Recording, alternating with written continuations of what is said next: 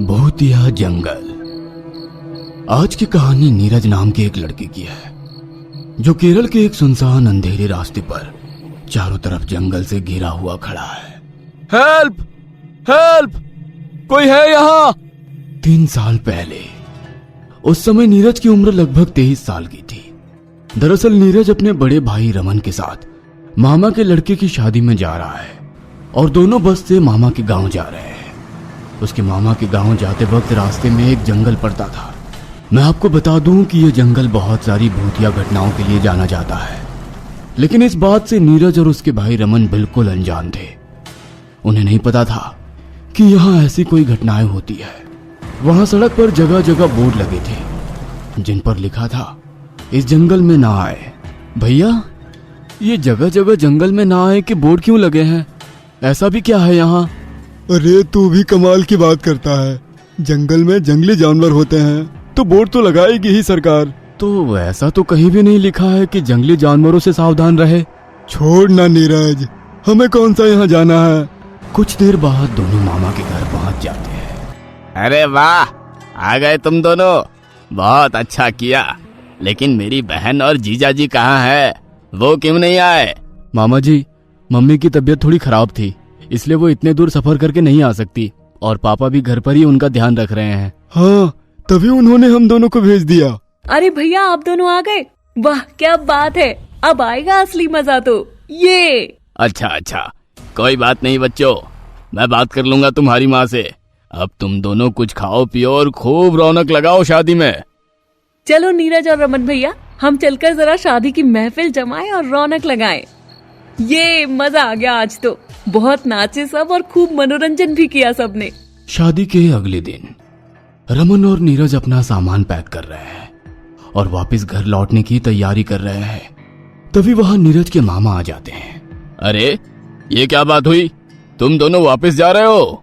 हाँ मामा जी, शादी तो हो गई, अब जाना ही है। यह गैरों जैसा व्यवहार क्यों कर रहे हो? अरे असली काम तो शादी के बाद होता है। यहाँ सब संभालने में कौन मदद करेगा मेरी? ऐसी बात नहीं है मामा जी, मम्मी की भी तबीयत खराब है और पापा भी अकेले हैं ना।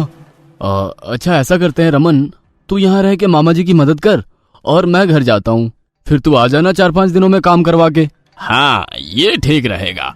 नीरज अपना सामान पैक करता है और बस स्टैंड के लिए निकल पड़ता है। गांव जाते वक्त तो उन दोनों को सफर में कोई भी परेशानी नहीं हुई थी, क्योंकि उसके साथ उसका भाई रमन भी था। लेकिन गांव से वापस लौटते वक्त नीरज अकेला था। नीरज पहली बार इतनी दूर अकेले सफर कर रहा था और उसको बिल्कुल भी अंदाजा नहीं था कि उसके साथ क्या होने वाला है। सफर काफी लंबा था और वो सफर करते करते काफी थक चुका था। इसी बीच उसे बहुत जोर की प्यास लगी, लेकिन उसकी बोतल का पानी भी बिल्कुल खत्म हो गया था। उस समय रात के 2:30 बज रहे थे और कहीं भी पानी की व्यवस्था नहीं थी।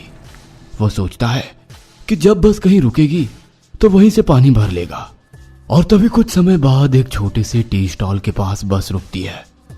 नीरज काफी खुश हो गया था क्योंकि अब उसकी प्यास बुझने वाली थी। बस से उतरने के बाद वो अपने सिर को बाएं दाएं घुमाता है और देखता है कि वहां थोड़ी दूर पर एक नारियल पानी वाला है, लेकिन उसे आसपास कहीं भी पानी भरने के लिए कोई नल नहीं दिखता है। तो वो उस नारियल पानी वाले के पास जाता है। अरे क्या बात है भाई, बहुत सुनसान इलाका है, पानी तक नहीं दिख रहा है कहीं। यहाँ कोई आता जाता नहीं है क्या?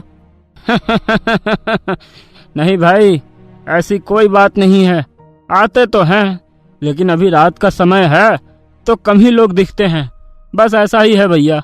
पानी तो मेरे पास है, मुझे 2 बोतल मैं भर कर ला देता हूँ। पर तुम्हारे पास कहाँ है पानी? भाई यहाँ थोड़ा आगे जाकर नल लगा है, वहां से भर कर ला देता हूँ। आप चाहो तो साथ चल सकते हो। लेकिन मुझे तो जंगल के सिवा कुछ भी दिखाई नहीं दे रहा है। चलो तुम ही ले आओ पानी, मैं यहाँ इंतजार कर रहा हूँ। नारियल वाला बोतल भरने चला जाता है। नीरज इंतजार करने लगता है, लेकिन कुछ देर तक वो आदमी वापस नहीं आता है। नीरज भी उस रास्ते पर आगे चल पड़ता है। वह बस से दूर पहुंच जाता है। नीरज थोड़ा आगे जाता है तो वो आदमी उसे हाथ में बोतल लिए वापस आता दिखाई देता है। लो भाई, कहा था ना मैंने, पानी है यहाँ। हाँ, बहुत बहुत शुक्रिया भाई। लो पी लो। नीरज बोतल से पानी पीने लगता है लेकिन जैसे ही मुंह में पानी डालता है तभी वो पानी खून बन जाता है और वो नारियल वाला आदमी वहां से गायब हो जाता है। नीरज बहुत डर जाता है और बोतल को दूर फेंक देता है। तभी वो मुड़कर बस की तरफ भागता है और देखता है कि बस वहां नहीं होती और ना ही कोई टी स्टॉल और ना ही कोई लोग। वह एक सुनसान सड़क पर जंगल से घिरा हुआ अंधेरे में खड़ा है। हेल्प हेल्प, कोई है यहाँ? तभी उसे जंगल में थोड़ी रोशनी दिखाई देती है। लगता है वहां कोई घर या लोग हैं। तभी रोशनी दिखाई दे रही है, वहीं जाकर मदद मांगता हूँ। वह जंगल में अंदर की तरफ चला जाता है। जैसे जैसे वो आगे जाता है वो रोशनी गायब हो जाती है। अचानक से उसे जंगल में एक स्त्री दिखाई देती है जिसके साथ एक छोटा बच्चा है। उस बच्चे की उम्र करीब 5 साल की लग रही थी। देखकर तो ऐसा लग रहा था जैसे कि वो बच्चा उसी स्त्री का है। उस स्त्री ने काले रंग की साड़ी पहन रखी थी। उसकी उम्र करीब 28 साल की लग रही थी। नीरज को यह देखकर तो अच्छा लगा कि उसके अलावा कोई और भी उसके साथ है, लेकिन उसे थोड़ा अजीब भी लग रहा था कि वो औरत जंगल में क्या कर रही थी। तुम इतनी रात को यहाँ क्या कर रहे हो? पता नहीं क्यों वो स्त्री बार बार नीरज को घूरे जा रही थी और उसका बच्चा भी उसे ही देखे जा रहा था। उस बच्चे को देखकर नीरज थोड़ा मुस्कुराता है, लेकिन वह बच्चा तो कोई भी प्रतिक्रिया नहीं दे रहा था। बड़ी अजीब बात थी। जी, आप इस वक्त जंगल में क्या कर रही हैं? चले जाओ यहाँ से तुम। लेकिन वो औरत कुछ नहीं बोलती और चुपचाप खड़ी रहती है। देखिए, हमें उस तरफ जाना चाहिए। वहां सड़क है, वहां से हमें मदद मिलेगी। अगर अपनी जान प्यारी है तो चले जाओ यहाँ से। आप भी जंगलों में खो गई थी क्या? मैंने कहा ना कि चले जाओ यहाँ से, तुम्हें सुनाई नहीं देता क्या? नीरज भी उसके पीछे जाता है और सड़क पर खड़ा रहता है। कुछ देर वहां खड़े रहने के बाद उसे हॉर्न की आवाज सुनाई देती है। लगता है कोई बस आ रही है, हम उसे रोक लेंगे। मुझे किसी की मदद नहीं चाहिए, तुम बस जाओ यहाँ से मुझसे दूर। तभी नीरज को दूर से बस आती हुई दिखाई देती है। वो औरत अपने बच्चे के साथ भागती हुई बस की तरफ जाती है। नहीं, रुको! वह भागकर उनके पास जाता है और जाकर बच्चे को पकड़ता है और इसी बीच नीरज को उन दोनों का असली चेहरा भी दिखाई देता है, जो कि बेहद डरावना और खूंखार लग रहा था। उस स्त्री का चेहरा बिल्कुल बिगड़ा हुआ था, जिसमें खून ही खून लगा हुआ था और ऐसा लग रहा था जैसे कि उसका चेहरा किसी चीज से कुचल दिया गया हो और उसकी एक आंख की जगह खोखली थी। उसके बाल तो किसी जानवर के जैसे लग रहे थे। मार डालो मेरे बेटे को। वहीं दूसरी ओर उसके बेटे का एक हाथ गायब था और सिर पर भी किसी गहरी चोट का निशान था। मुझे और मेरे बेटे को मार डाला, अब मैं किसी को जिंदा नहीं छोड़ूंगी। यह दृश्य देखकर नीरज की आंखें फटी की फटी रह जाती है और साथ ही उस वक्त वो अपने हाथ पैरों को बिल्कुल भी हिला नहीं पा रहा था। अचानक से उसके चारों ओर का वातावरण बिल्कुल बदल गया था। उसे बहुत ज्यादा गर्मी लगती है, जिससे उसके माथे से पसीना टपकने लगता है।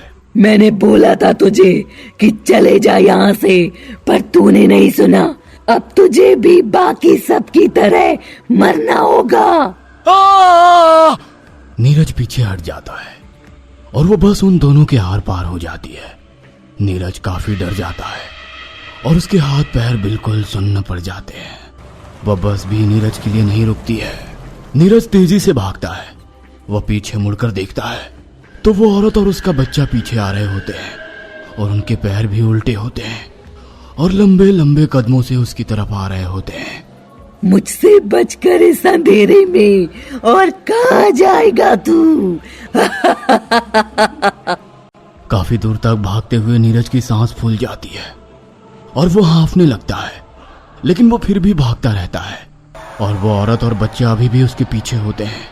तूने यहाँ आकर बहुत बड़ी गलती कर दी है और मेरे पुराने रूप में मेरा पीछा करके तूने अपनी मौत को बुलाया है। तू मुझसे अब नहीं बच सकता। तभी थोड़ा आगे जाकर एक और बस आकर नीरज के पास रुक जाती है। क्या हुआ भाई साहब, कहाँ भाग रहे हो? इस सुनसान रास्ते पर क्या कर रहे हो? आओ बस में बैठो। घबराया हुआ नीरज बस में बैठ जाता है। आखिर ऐसा क्यों था? यही प्रश्न नीरज के मन में बार बार आ रहा था। नीरज उस कंडक्टर को सारी घटना के बारे में बताता है देखिए, आप पहले व्यक्ति नहीं है जिसके साथ ऐसा हुआ। असल में वो जगह भूतिया है। आज से 5 साल पहले यहाँ एक भयानक हादसा हुआ था, जिसकी वजह से ये जगह भूतिया बन गई। आप पहले इंसान नहीं है जिसके साथ ये सब हुआ। नीरज ये बात सुनकर हैरान हो जाता है। लेकिन यहाँ ऐसा क्या हुआ था, क्या आप जानते हैं? तब वो कंडक्टर उसे एक सच्ची घटना सुनाता है, जिसे सुनकर उसकी हालत खराब हो जाती है। आज से 7 साल पुरानी बात है। एक आदमी अपनी बीवी और बच्चे को लेकर बस से शहर जा रहा था। तभी रास्ते में बस रुकी तो बच्चे ने खाने की चीज की जिद की और वो आदमी बस से उतरकर उसके लिए कोई चीज लेने चला गया। वहां बहुत भीड़ थी, उसे थोड़ा वक्त लग रहा था। तब वो बच्चा भी अपनी सीट से उतरकर भागने लगा और उसकी माँ भी पीछे भागी। दोनों माँ बेटे बस से उतर गए, लेकिन वो आदमी तो कहीं दिखाई नहीं दिया। वो औरत अपने बच्चे को लेकर यहाँ वहां ढूंढने लगी। ढूंढते हुए वो जंगल में पहुंच गई। इतनी देर में तो बस भी निकल गई। वो औरत वापस सड़क पर आकर अपने पति का इंतजार करने लग गई। तभी वहां एक और बस आ रही थी, तो उस आदमी ने चुपके से आकर अपनी पत्नी और बच्चे को बस के आगे धक्का दे दिया। वो आदमी अपने बच्चे और पत्नी को मारना ही चाहता था, इसलिए गायब होने का नाटक कर रहा था। पर क्यों? ये तो नहीं पता। बस इसी वजह से उन दोनों माँ बेटे का भूत कई लोगों को दिखाई देता है। और एक सच्चाई ये भी है कि उनके झांसे में आकर उनको बचाने के चक्कर में कई लोगों ने जान गंवा दी है। आपकी किस्मत अच्छी थी कि आप बच गए। नीरज को तो बिल्कुल भी यकीन नहीं हो रहा था, लेकिन वो बच गया था, यह अच्छी बात थी। फिर नीरज उस रात की पूरी घटनाओं को एक बार फिर से याद करता है और डर से कांप उठता है। वह बस एक सीट के कोने में सहम कर बैठ जाता है, मानो उसे अभी भी यकीन ना हो रहा हो कि उस डरावने मंजर से गुजरने के बाद भी वो जिंदा कैसे है। नीरज उसी बस में रात भर सफर करने के बाद अगली सुबह अपने शहर पहुंच जाता है। उम्मीद है दोस्तों आपको आज की कहानी बहुत पसंद आई होगी। ऐसी और हॉरर स्टोरीज के लिए हमारे चैनल को सब्सक्राइब करें और बेल आइकॉन का बटन दबाना ना भूलें। और अगर आप अपनी कहानी हमारे साथ शेयर करना चाहते हैं तो हमें ईमेल जरूर करें। हमारी ईमेल आईडी नीचे डिस्क्रिप्शन बॉक्स में दी गई है। और हाँ, वीडियो को लाइक और शेयर करना ना भूलें। Thank you.